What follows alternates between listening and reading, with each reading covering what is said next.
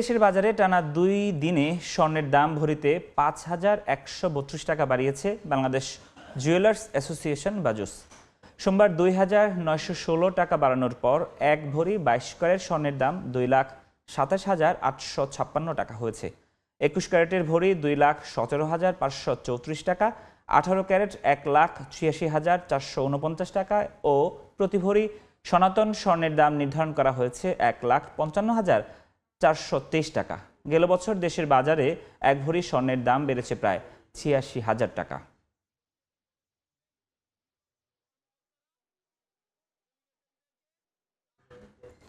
দর্শক, প্রতিবেদনটি দেখলাম। এবার স্বর্ণ রাজনীতি নিয়ে আলোচনা করব, আর এজন্য আমাদের সঙ্গে যুক্ত হচ্ছেন Bangladesh institute of international and strategic studies বিজের গবেষণা পরিচালক ডক্টর মাহফুজ কবির। ডক্টর মাহফুজ কবির, এই সময়ের বাণিজ্যে আপনাকে স্বাগত। ধন্যবাদ।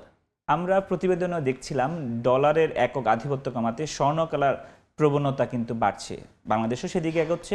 বিষয়টি কিভাবে দেখেন আপনার অর্থনীতিবিদরা? আমি মনে করি যে এটা একটা ইতিবাচক সিদ্ধান্ত যদি বাংলাদেশ ব্যাংক নেয় এবং স্বর্ণের মজুদটা বাড়ায়, তাহলে সেক্ষেত্রে আমি মনে করি যে এটা রিজার্ভ হিসেবে ভালো। ইতিমধ্যে আমাদের যতটুকু মজুদ রয়েছে এর মধ্যে আসলে তার সঙ্গে আর কিছু সংযুক্ত করা উচিত ছিল। তার কারণ আমরা তো দেখছিলাম যে গত ২ বছর ধরে কীরকম করে একটা মূলত উত্থানই হচ্ছে, পতন খুব একটা হচ্ছে না, এবং সেটি আরও বাড়বে সামনের দিনগুলোতে। এবং ইতিমধ্যে যে প্রজেকশনটা এসছে সেটা অনুযায়ী প্রায় ৪,৯০০ ডলার হতে পারে পার আউন্স আর কি স্বর্ণের দাম বিশ্ববাজারে। কিন্তু এখন যে ট্রেন্ডটা দেখতে পাচ্ছি, আজকে এই একটু আগে যেটা নিউ ইয়র্ক স্টক এক্সচেঞ্জে আমরা দেখলাম যে প্রতি আউন্স স্বর্ণের দাম ৪,৪৫৭ ডলার হয়েছে, এবং এটা কিন্তু ঊর্ধ্বমুখী অনেকটাই, মানে প্রতি সেকেন্ডে এটার দাম কিছুটা করে বাড়ছে। তো এই অবস্থায় সারা পৃথিবী যেহেতু প্রতিযোগিতায় নেমে গেছে, আমি মনে করি যে এটা একটা লাভজনক বিনিয়োগ। তার কারণ রিজার্ভ যখন আমরা রাখবো, তার মানে ইকুইভ্যালেন্ট কিন্তু আমাদের যে ডলার সেটাও কিন্তু বেড়ে যাবে। সুতরাং এই অবস্থায় মনে করি যে যদি পারা যায় তাহলে এখনই আসলে এই স্বর্ণ কিনে ফেলা উচিত। তার কারণ যত আমরা দেরি করবো তত কিন্তু দাম বেড়ে যাবে, অন্য দেশগুলো কিন্তু সেটা নিয়ে যাবে।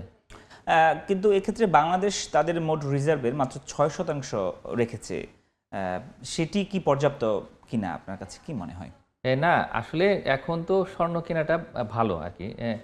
যদিও ডলারেও আমাদের অর্থ রাখতে হবে, তার কারণ আমদানি ব্যয় সেটা মেটাতে হবে। আবার বিশেষ করে যে আমাদের ব্যবসা বাণিজ্য আর আমাদের যে ক্রিটিক্যাল যে ইম্পোর্টগুলো রয়েছে, বিশেষ করে আমাদের যে আরএমজি সেক্টর, যেটা আসলে রপ্তানিমুখী খাত, এবং একই সঙ্গে আমাদের যে petroleum import, food import, medicine import, তো এই জায়গাগুলোতে আমাদের আসলে রাখতে হবে টাকা রেখে, তারপরে যতটা পারা যায় ততটা হচ্ছে আমাদের আসলে স্বর্ণে বিনিয়োগ করতে হবে। শুধুমাত্র স্বর্ণ নয়, আমি মনে করি যে অন্যান্য যে সমস্ত মূল্যবান ধাতু রয়েছে, বিশেষ করে যে আমরা কিন্তু প্লাটিনামের কথাও চিন্তা করতে পারি, ওটারও কিন্তু দাম বাড়ছে। সুতরাং আমরা যতটুকু সম্ভব যদি আমরা এইভাবে একটু বিনিয়োগটা করতে পারি, বিশেষ করে যে স্বর্ণের বাজারটা এখন খুবই প্রতিযোগিতামূলক, সব দেশই চাচ্ছে আসলে এখন স্বর্ণ কিনতে। তো এই অবস্থায় আমরা যদি সিকিউর করতে পারি তাহলে সেটা আমাদের রিজার্ভের জন্য একটা হেলদি অ্যাডিশন হবে। যদি আমরা এটা আরও বাড়াতে চাই, মানে অর্থনৈতিক কোন সূচকগুলো আমাদের আসলে মাথায় রাখা উচিত, বাংলাদেশ ব্যাংকের মাথায় রাখা উচিত? না, এক্ষেত্রে যে ম্যাক্রো ইকোনমিক স্ট্যাবিলিটিটা সবচেয়ে ইম্পর্টেন্ট। মানে আমাদের এখানে স্থিতিশীলতায় কোনোভাবেই আসলে হাত দেওয়া যাবে না। মানে এখানে এমনিতে একটু মূল্যস্ফীতিটা বেশি আছে এই মুহূর্তে, আর আমরা গতকালকে খবর পেলাম আর কি যে মূল্যস্ফীতি কিন্তু কিছুটা বেড়েছে ডিসেম্বর মাসে, এবং সামনের দিনগুলোতে যেন মূল্যস্ফীতি না বাড়ে সেটা একটু চিন্তা করতে হবে। আর দ্বিতীয় বিষয়টা হচ্ছে যে এই স্বর্ণের দাম বাড়লে কিন্তু আবার যেটা হবে যে বাংলাদেশের যে স্বর্ণশিল্প সেটার উপরে কিন্তু একটা ইম্প্যাক্ট তৈরি হবে। ইতিমধ্যে এখানে কিন্তু বিক্রি অনেকটাই কমে গেছে, বিশেষ করে জুয়েলারির যে মার্কেটটা সেখানে সেলসটা কমে গেছে, এবং আমরা এর মধ্যে চিন্তা করছিলাম যে আমরা গ্লোবাল মার্কেটের সাপ্লায়ার হব। আমাদের এখানে রিফাইনারি তৈরি হবে, যে স্বর্ণ পরিশোধনাগার, সেখানে কিন্তু প্রায় ৫-৬ হাজার কোটি টাকার একটা সিন্ডিকেট ফাইন্যান্সিংয়ের ব্যবস্থাও হয়েছিল।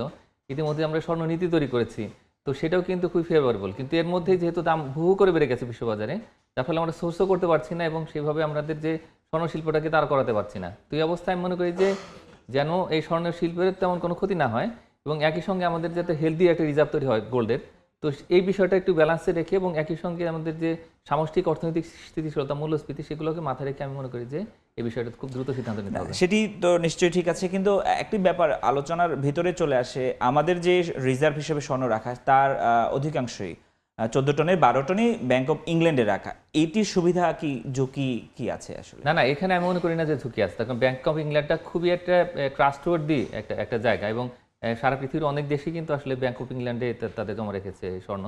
আর এখানে আসলে আমাদের এখানে কোনো রকমের নিরাপত্তা ঝুঁকি নেই, এটা সবচেয়ে বড় একটা বিষয়। আর দ্বিতীয় বিষয়টা হচ্ছে যে এটা কিন্তু বাংলাদেশের সঙ্গে যে ইউকের যে একটা সম্পর্ক, সেই সম্পর্কের একটা বিষয়। এবং সেখানে যেহেতু এটা খুব সিকিউর অবস্থাতে থাকবে, আর যে কোনো সময় চাইলে আমরা কিন্তু এটাকে ডলারে কনভার্ট করতে পারবো। তো এটা একটা বিষয় আছে, মানে অন্য কোনো জায়গাতে থাকলে তো সেটা খুব রেডিলি কনভার্ট করা যাবে কিনা সেটা একটা চিন্তার বিষয়।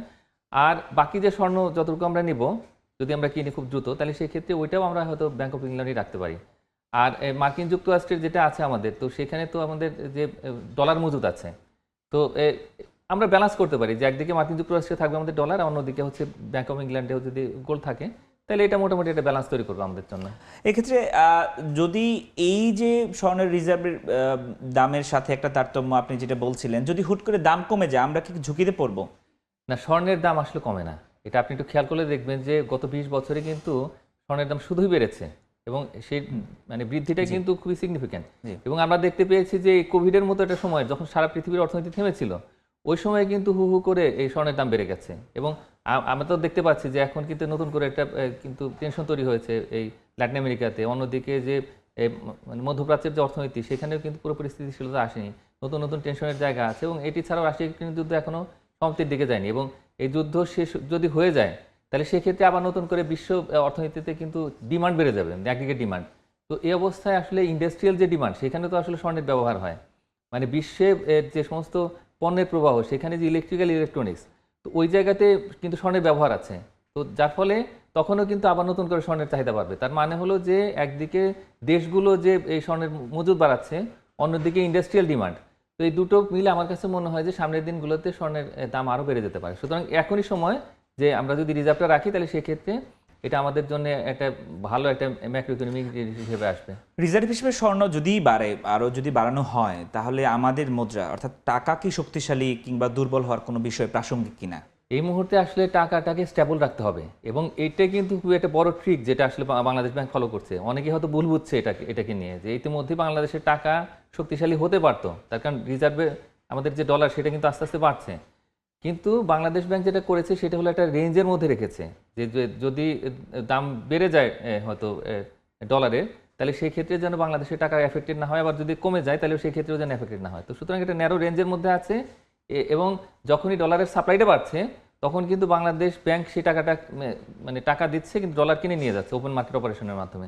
এইভাবে করছে। তো সুতরাং আমি মনে করি যে বাংলাদেশের যে টাকার সেই মানটা এখনই শক্তিশালী হওয়াটা আসলে দেশের অর্থনীতির জন্য অতটা ভালো হবে না।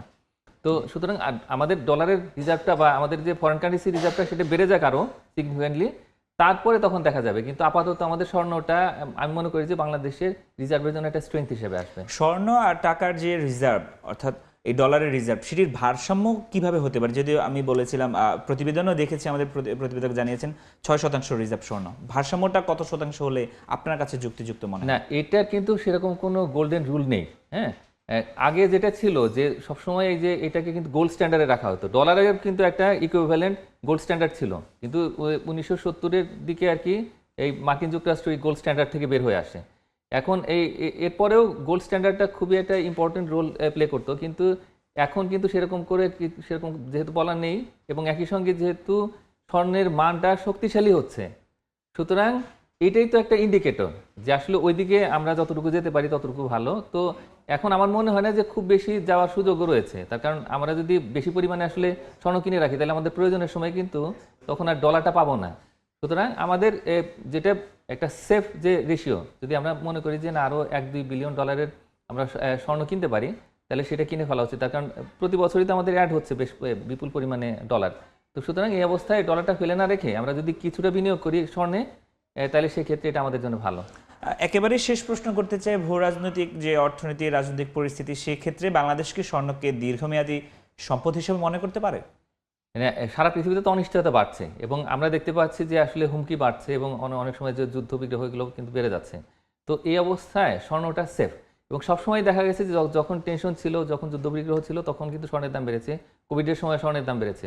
সুতরাং সামনের দিনগুলোতে আমরা মনে করছি যে হয়তো যদি টেনশনগুলো বেড়ে যায়, তাহলে সেক্ষেত্রে আসলে স্বর্ণের দাম বেড়ে যাবে, এবং একই সঙ্গে যদি ডলারের কোনো ফল না করে মানে এক্সচেঞ্জ রেট, তাহলে সেক্ষেত্রে তারপরেও স্বর্ণটা ভালো। আর যদি ডলার অনিশ্চিত হয়ে যায় সেখানকার এক্সচেঞ্জ রেট, যেটা এখন দেখতে পাচ্ছি আমরা যে ডলার ডিমান্ডটা কিন্তু কমে গেছে, তো এই অবস্থায় আমি মনে করি যে এখনকার জন্য আসলে স্বর্ণ কিছু কিনে রাখা ভালো। 1-2 বিলিয়ন ডলার ইজিলি আমরা সেফলি কিনতে পারি স্বর্ণ, এবং আস্তে আস্তে যেন আমরা স্বর্ণের মজুদটা বাড়াই, তার কারণ ওটা সেফ, সবসময় ইতিহাসে সেফ ছিল এবং বিভিন্ন সময় আমরা দেখতে পেয়েছি যে বড় বড় যে সাম্রাজ্য তাদের কিন্তু শক্তির ভিত্তি ছিল কিন্তু স্বর্ণ।